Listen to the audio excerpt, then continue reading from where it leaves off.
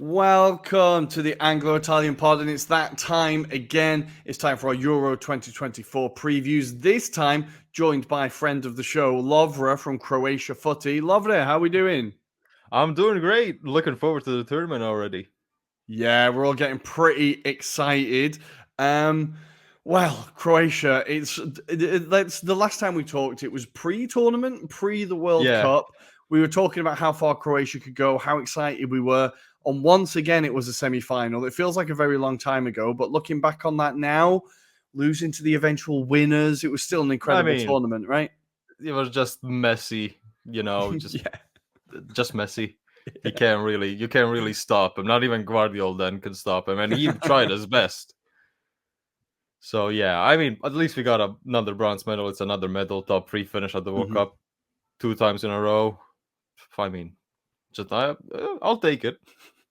I'll tell you what, I think England, yeah, we would have taken that, I think. But let's talk about Croatian football in general, the man in charge. So it's still Dalic in charge. Obviously. Obviously, of course, there would be no need to get rid of him. But to remind our viewers and listeners, what is he trying to do with this squad? What style of football is he trying to play? Has he got any new tricks up his sleeve to try and get the No. job done? No, not one. No. It's I mean, when you have that midfield, the main aim is always going to be keep the possession, keep just Hmm. dictate the tempo, as we did against Brazil, where we just kept that ball away from them, defended well, and eventually got a goal from one shot on target. Which for us, it's enough. You just need that Hmm. one shot to go in, and that's it. But just keep the tempo. And a big thing for us is Guardiola. Hmm. Obviously, that's came in. Our defense has just improved massively as soon as he's in it. I mean, you saw it at the World Cup every single game, especially that game against Belgium where Lukaku had 5 chances, but at the same time he could have had 3 more if it hadn't been for Guardiola. Especially that one tackle where he just straight off his boot just nicked it off Lukaku in front of Hmm. the goal. So yeah, I mean, same tactics. Nothing's changed. You're not gonna see anything new from Croatia. That's I can promise you that. But this is what we want to see, right? Because you've been doing consistently so well It's in worked out. tournaments. Like exactly, if it isn't broken, don't fix it. No I fixed it. suppose. Yeah. So let's talk about the squad because again, there's a lot of experience within the squad. The midfield is largely it's exactly the same. We have Modric, Brozovic. Is there an issue, and Kovacic, of course, sorry. Do you think there's an issue with the fact that maybe with Brozovic, he's now playing in a league that might be less competitive than Serie A? Yeah. Is there a bit of Yeah. No. concern around So that? so I've seen a lot of people just go at him for that. But at the end of the day, it's Brozovic. Mm. He will run no matter what. He will run. He will just run, and that's his job, and he does it perfectly. I think he holds the record for the most kilometers run in the World Cup, and he had also most kilometers run in the World Cup last time just for that World Cup. So madman Hmm. just does it for fun. But no, just I mean, Saudi Arabia. I don't think it affects him that much. I don't think it affects his playing style. Maybe his fitness, but I mean, he's gonna improve that for the Euros, especially when playing for Croatia. He doesn't need more motivation, and I think people that bring that up don't know him. Hmm. Yeah, well, we know from his days in Serie A, he's an absolute Obviously, lunatic. He's an yeah, absolute lunatic. The Inter fans adore him still, I'm sure. But what I like about this midfield is that there's also lots of backup as well. There's some strong, yeah. like if you need a bit of extra legs, if Brozovic is tired or if Kovacic is tired, players like Pasalic, Maya from Wolfsburg. Like, do you think there's a bit more Yeah, of an impact off the bench now for Croatia?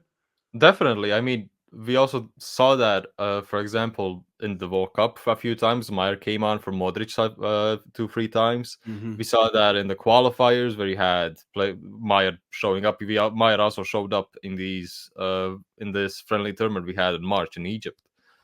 Had a very good final game against Egypt. I mean, you also have the youngsters like Luka Sucic, Martin Baturina, both very good players and will become even better. Maybe even make an impact this summer if they get the chance. Very nice. And if we go back a little bit to the defense, you talked about like Gvardiol, Juranovic is obviously expected to start.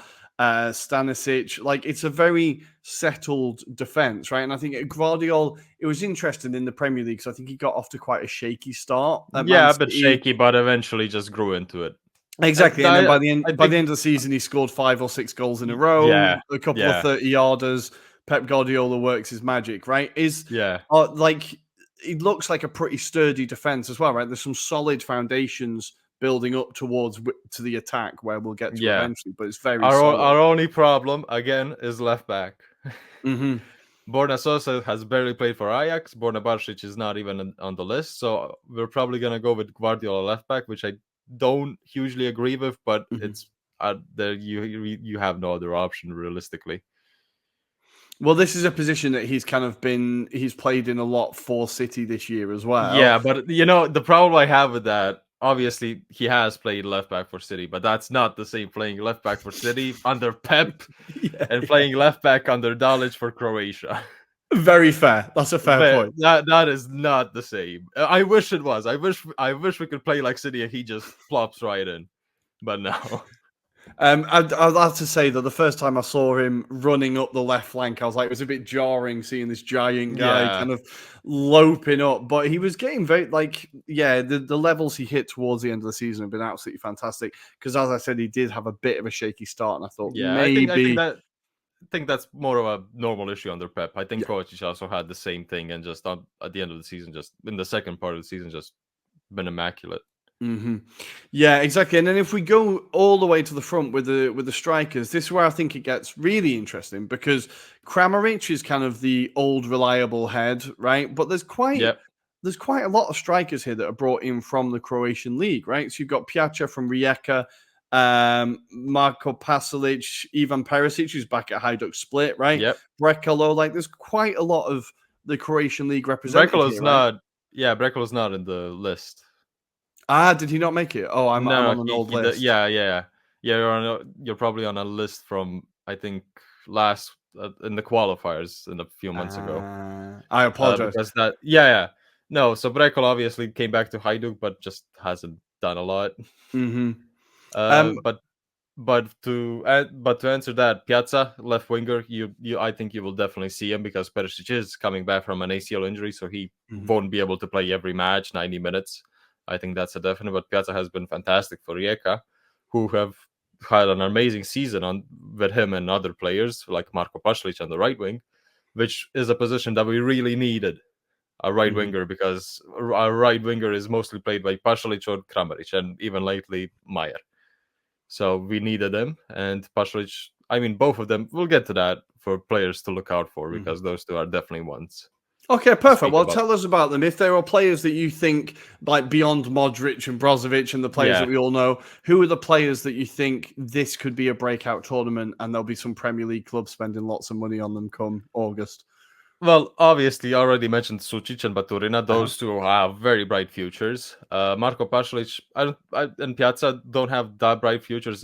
Some people even may remember Piazza, obviously, was a huge star. I was even dubbed, next Ronaldo for Hmm. Croatia because, he was a left winger, tall, right foot, and then went to Juventus, got just unlucky with injuries again and again. Just they didn't stop. But he's came back to Croatia, done fantastically.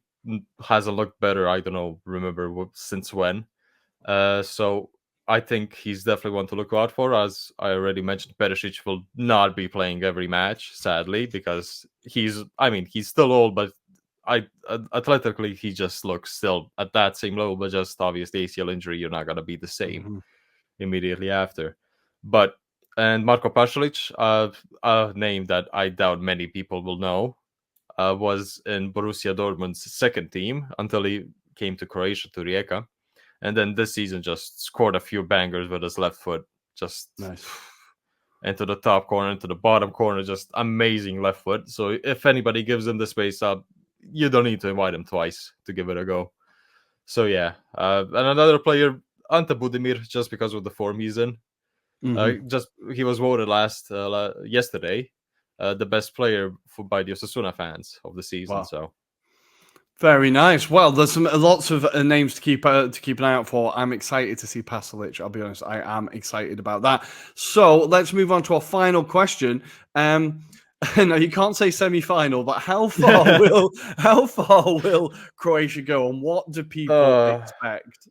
I don't know. We have a well, not a love hate. We have a hate relationship with the Euros. We just cannot win a knockout game at the Euros. We are yet to win a knockout game. We've come close, very close. Do not talk about 2008 to any Croatian you know. You can talk about 2021 against Spain where we lost in extra time after bringing it back. But just my only goal is win a knockout game. That's it. I think that's incredibly, like, not to jinx it, but that's incredibly achievable, right? That's incredibly achievable. It should be. It should. You would think that Croatia would have won a knockout game at the Euros, but no. Yeah. So what is the expectation within Croatia then? Like, is that like literally okay? Let's just get that monkey off our back, win a knockout game, and see what happens, or do people expect? We had a good World Cup. We're regularly reaching the latter stages. Yeah. It's Modric's last tournament, so everybody is having hope that we may come to the final and win it. And I do not blame them because we've obviously gone far in the last two World Cups, almost won the Nations League. So, it all seems to be ramping up. How people talk about it seems to be ramping up to that win at the Euros to send off Modric into international retirement. If England weren't in it, I would love that ending. But you want to see Declan Rice lift it, I'll be honest. But it should be a super exciting tournament for Croatia. We all love seeing... Wait, can I just stop you saying Declan Rice to lift the trophy while the Ireland get it on? I'm completely all in on Declan Rice, right? No matter what happens, I win, right? Although he did stab us in the back. He did stab us in the back. The Irish fans will hate you. I know. Yeah, I don't even have the accent, if you know what I mean. I'm the most plastic of Paddy, so don't worry about that. But beyond that, it should be a really exciting tournament for Croatia. Yeah. Lovre, as always, it's been fantastic to have you on. When our viewers and listeners want to find you, where can they find your stuff online? You can find my podcast anywhere you get your podcasts from. I brought it back this season. This year, at the start of this year, we brought it back. So when we've been pretty consistent every week or two, barely miss an episode. Euros preview podcast for Croatia should be out soon, but you can find me on Twitter as well. So just keep up with the Croatian football scene nonstop. Beautiful. And what's the name of your podcast for people who want to find it? The Croatian Football Podcast. The Croatian Football Podcast. Perfect. Does what it says on the tin. Well, thank you, Lovre. We will definitely be in touch so you can come back on during the Euros and talk about Croatia winning a knockout match in the Euros. I hope. Or we get knocked out in the group stage and just forget about it. Either way, we'll have you on. Don't worry. Thank you very much, Lovre, and we'll speak again soon. Thank you.